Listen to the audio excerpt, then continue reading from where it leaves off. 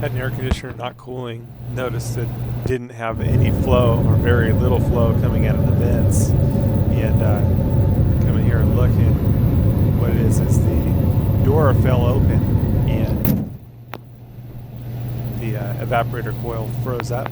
It's just a block of ice. What these have is this like mailbox latch, and it can be a little tricky to tell which way is for the latch to be up and latched, and so that's where I put the little dot on there so you can tell what's up. Here it is turning the fan off or turning the system off, and then I need to turn the fan on. The fan will defrost all that ice pretty quickly. Usually takes about a half hour for something that's that frozen up. So this one I'm turning the heater on. I have hydronic valves where you have to open the heater valves in order to turn it on.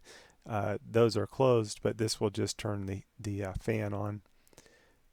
There is another way to do it in the settings menu where you can go into the fan schedule and turn that on. Either way, you got to come back and turn it off. So for me, the heater one was easier, but I thought I'd show you the other way to do it. Here it is starting to defrost, and I'm just peeking down to make sure that there's nothing leaking below. There isn't. Looks like a piece of foil tape or something fell inside there, but other than that, no water going down below. And that's pretty important. See that screw there? That screw can be used to secure the door. So there's a few ways to secure the door. There's what was like the mailbox latch that I showed you, using a screw. If you do put a screw into it, you'll want to make sure that you put it in somewhere where it's not going to go into the wiring or into the controls. There is a transformer on the left side right around where this one is. This one, the screw was up top and it looks like it wasn't secured. You can see there I marked the latch where the latch would be in the up position to be able to tell where that latch position was. And here I'm kind of strengthening that latch a little bit. Sometimes these get bent too far, and so by bending it a little closer, I'm able to make it latch a little bit stronger. And here I'm tapping on it to make sure that that latch won't unlatch itself, which is probably what happened. And then here I'm adding the screw. So the third way to secure the blower door is with tape, which you can see this one's been taped before.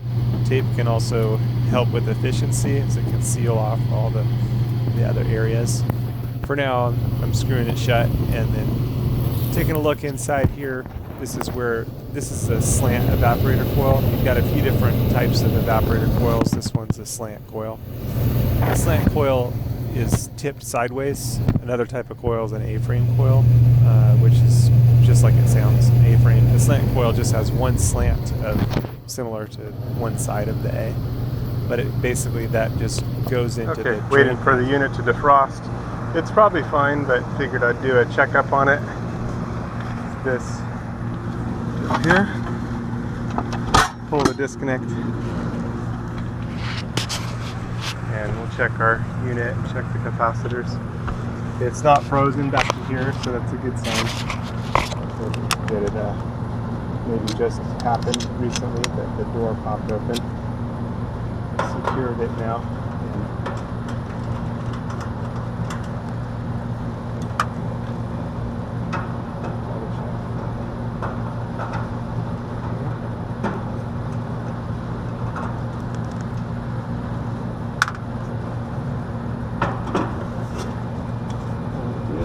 Discharge our capacitor. Capacitor holds a charge in it even after the power is disconnected. Here our contactor is pulled out and we turn the unit off. We're checking the capacitor. We just need to disconnect the start wires. This one's a 40/5. So here's the start wire for the compressor, Herm. The yellow wire for Goodman's. Different manufacturers use different colors. And here's the brown for the fan. And now we can check our unit. We disconnected one side of the hard start kit also. Let's go into our deal here. Got my new meter here. It's a little bigger. It's nice though.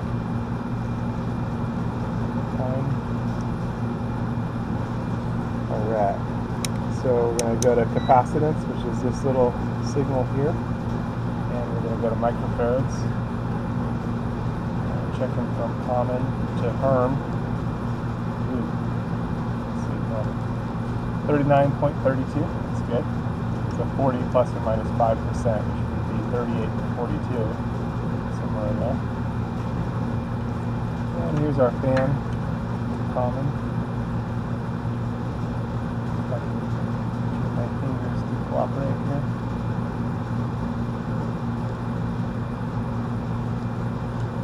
Come on.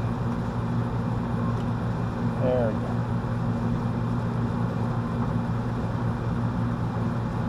5.05, so that's good. It's also plus or minus 5%, so 4.75 to 5.25 would be good. And we can test the hard start kit as well. One lead to common, one lead to the disconnected end here. We should be right around 50.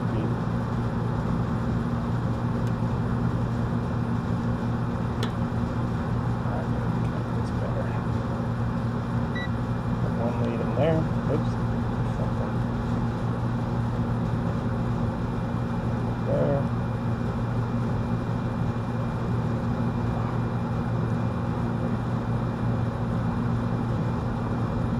$47.8. That's good. All right. Everything's good there. We can reconnect everything. All right. Switching over to continuity. We check our contactor is good. So I'm manually pushing the contactor. It's good. Okay. So everything's good on this unit as far as electrically. So good to check. Turn my meter off. Here's my battery life.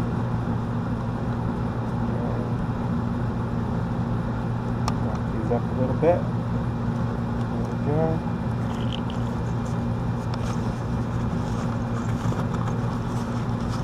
Nice meter. So far, so good. Haven't quite put it through the ringer as much as with the field piece. Had that field piece meter, I don't know, 5-6 years, somewhere there, 4 to 6 years. I lost track, but it's a good meter. All right, so it's good. Nice cooler Palm Springs day. I can go ahead and close this up and go see if my unit's melted and make sure I don't have any water on the floor. The thing to check for when you've got an AC, this one, the door came open. And thing to check for when you've got one that froze is to make sure that the condensate drain pan keeps up with it. Otherwise, of course, you need to vacuum it out and take other measures. You don't want to let anything there as it's doing elsewhere. So, monitor that.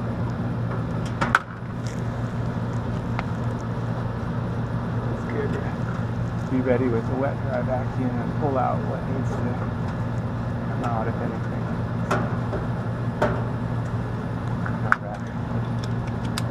There we go. It's all fixed up, ready to run.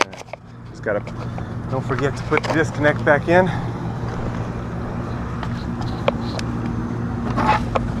And this one I'll come back at after and just verify everything turns on good.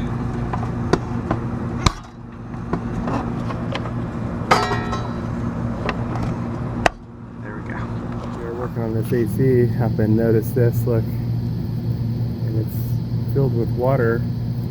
Looks like this froze, and it's definitely filled that little deal with water. So next time I'm up here, I want to patch this spot here. And this is all frozen right here. But I want to patch this. For temporary, I'm going to put something in there. I think I have a glove. don't want water going in there on a regular basis. So doing something plastic or something like that to indicate to me that I need to repair that. So I'm back to it. Yeah, I got a glove here. So what I'll do is shove the glove in there for now, just to keep stuff from going in there. And again, as a reminder, come on back up here, get this deal going.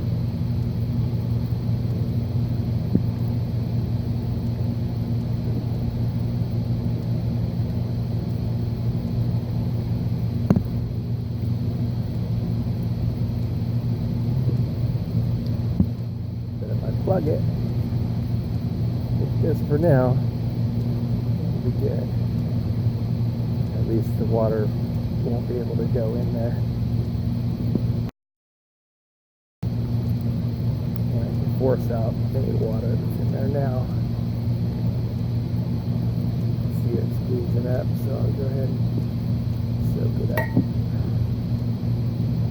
It'll just be better than nothing if it rains.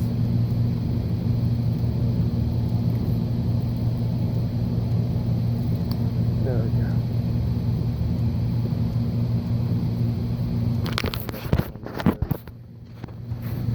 Or I can go get my stuff and patch it up. So many different things in building maintenance, but it's kind of a good thing. Job's good. Okay, checking here to make sure the evaporator coil all melted, and it did. All the ice is melted, and also making sure the pan didn't overflow. The pan sits right on the other side of this right here, so it did not overflow, so that's a good thing. Also going to peek inside and just verify that it didn't overflow and go down. So it's good to have a wet dry vacuum ready, and or towels or something if needed, because a lot of times with that much water, the ice melting can cause a leak, and you don't want that. So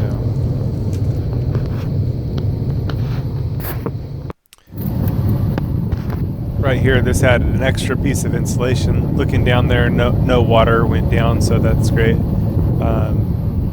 Not sure why this has the extra piece of insulation there. It's probably not needed along the evaporator coil, but here it is. Turning the heater off and then turning the AC back on. We'll just check things out and make sure everything is working good. Check it on the roof, and AC is back in business. Here, just feeling the low side line. It's getting cold. Closing up all these gaps here.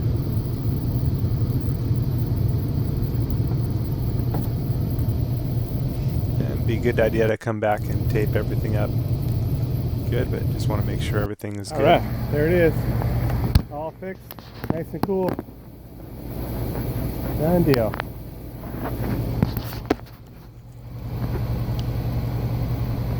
Nice Palm Springs day.